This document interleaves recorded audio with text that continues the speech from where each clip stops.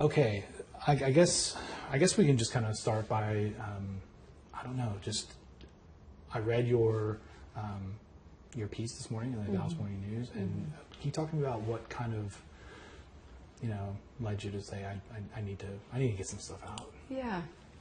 Well, to be honest, my mom contributes to the Dallas Morning News. Her editor reached out to her and asked her to write something. She was on vacation. So I said, I'll do something. I think all of us have the impulse to get to work. Like, we want to make a difference. And, I work in a church where our community is deeply affected by this. And it felt like something I could spend Monday morning tackling. And honestly, it was healing for me to process and put words to the complexity of grief. And so I sat down at my laptop Monday and hammered that out. Can you talk about that complexity of grief? Yeah. Because it varies across the community. It does vary. So I think this is one of those tragedies where in Dallas, in our community, everybody knows somebody who either went to that camp, knows that river, swam in that river. For me, I feel 1 to 2 degrees removed. As a pastor in this community, grief is complex in a time like this. For some of us, we're so close to the epicenter. There are obviously parents who are mourning, friends who are mourning on behalf of their friends, grandparents. This tragedy has layers and generations of roots in our city. Some of us, on the other hand, are 1 to 2 degrees removed, and we're swept up in the news, and we see how horrific this is, and we can empathize and relate to what's going on, but there's nothing in our right now action that we can do to fix or alleviate what's going on. So for me, at least, coming into church Sunday, it was, how do I care for and hold space for these people? How do I feel my own feelings about this? And then when the feelings are almost too much to function, what do I do then? And I think I told a friend, I kind of felt like one of those limo drivers in the 90s where you roll up the window and grief and sadness and fear are the unwelcome passengers in the back seat. But in order to get anywhere or get anything done, I had to sort of put up the wall until I had more capacity to let those feelings back in. Have you been able to do that since Sunday?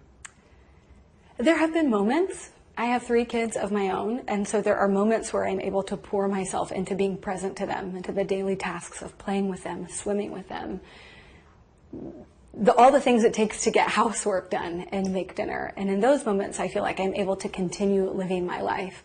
But it's always kind of there as a cloud and a shadow, and each time I pick up my phone, there's news or text thread that sort of bursts the bubble of peace and reminds me that there's a lot going on. What do you tell parishioners or friends or anyone who has that tug and pull of not wanting to be totally immersed in the level of tragedy that's hard to comprehend, but also wanting to not feel like you're unintentionally callous because you're ignoring what's happening? Right. Sometimes to compartmentalize feels selfish. It feels like a privilege to be able to pull away when there are so many who can't avoid this horrible reality. I use the phrase pain stewardship. Life will offer us lots of things to feel sad about if we live long enough. And it's part of our responsibility to learn how to steward those feelings. And I think it also helps us to feel more in charge of those feelings rather than having them, capsize us. We'll talk about pain stewardship some more.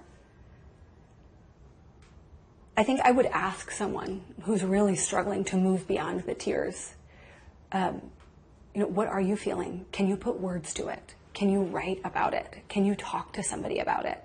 And allow those feelings to sit in your lap as long as they need to be felt. And then at some point you say to those feelings, I need to go do some things, or I need to be present to some people. Why don't you sit over here and I'll pay attention to you in a little while? Because those feelings will be there. When we talk about compartmentalizing, we're not talking about shutting it off or keeping a wall off or repressing. I think there's a difference between stewarding our pain and repressing our pain. So stewarding means we allow it to come in waves and then we move away with grace, trusting we will deal with those feelings again soon. Repressing is like an inability to experience it or feel it at all. And that's when I think we get in trouble, when we reach for numbing techniques, whether it's alcohol or social media or any kind of avoidance tactic we reach for. So it's this fine balance of allowing our feelings to be present, to be in touch with those, and to stay tenderhearted without being demolished by them, by letting them overwhelm us or keeping them pressed so far down. Pastor, how do you let people maybe provide some of this perspective, at the same time let people know, maybe limit how much you're taking in, because no doubt someone's watching this either on a large screen or they're holding it right now. Yes. How do you navigate your news intake? How do you navigate your news intake as you're sharing this with someone who's probably watching this on a screen? Yeah. I met with a group of young moms on Monday morning, many of whom were holding their newborn babies. And I challenged them to think about, what are you called to be doing right now? For some of us, we're so close to the people who are grieving, or we are the people who are grieving, that to be faithful to our calling is to be present to this grief. For those moms I was meeting with, their calling is to continue to diaper and soothe and nurse and nap their babies. And if their news consumption is getting in the way of them doing that faithfully, then it's probably time to set it to the side. I don't know. When we were talking on the phone, grief is different in one moment than it is maybe a day before or the day after. Yeah. What do you see as kind of the days ahead, as far as either your pastoring or just being in the community? Mm-hmm. Yeah. When a tragedy like this happens, there's a lot of drama in the early weeks. And drama invites everybody into it. So we all feel feelings that may or may not be ours to feel. And there's some excitement in being part of it, just in being in the know and in being present on the front lines. But for those of us not at the epicenter, day-to-day life sort of resumes within a week or two. And I think in those moments, it's important to remember that many people have not moved on. For some of us, we have the privilege of moving forward and putting one foot in front of the next.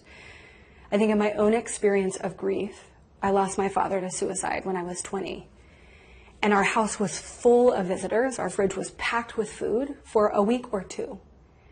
And after a month, fewer people came by and fewer people remembered that the rest of us were in the remains. We were still in the dust heap.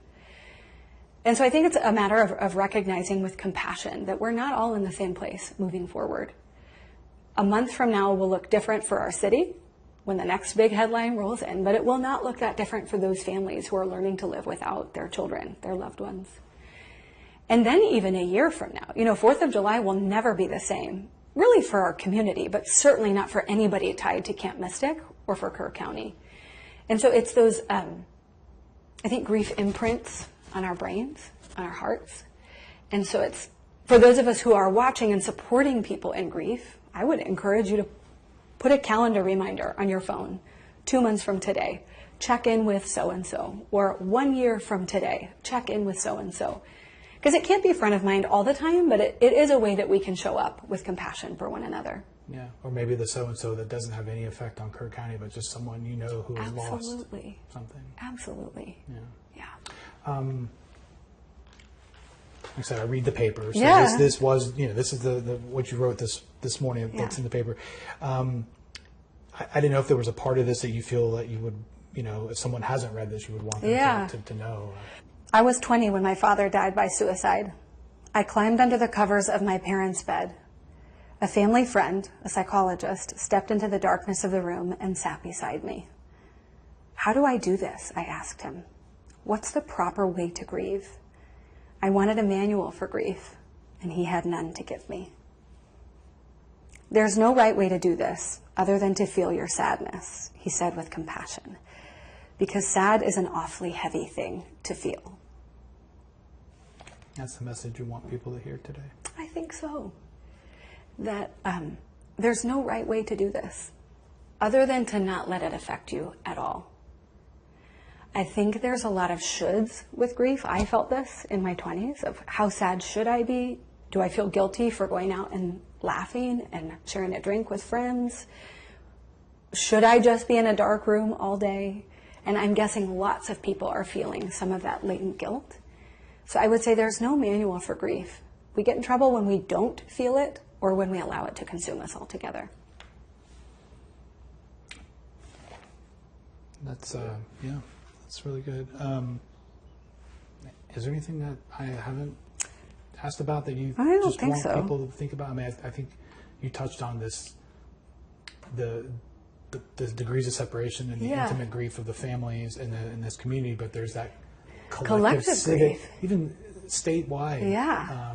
I'm not Yeah. saying that people outside of Texas, but like Texas never felt smaller than it has in the last 4 Right. days. Okay, I can talk about the concentric circles of grief. I think there are those at the epicenter who have been deeply and personally affected by this.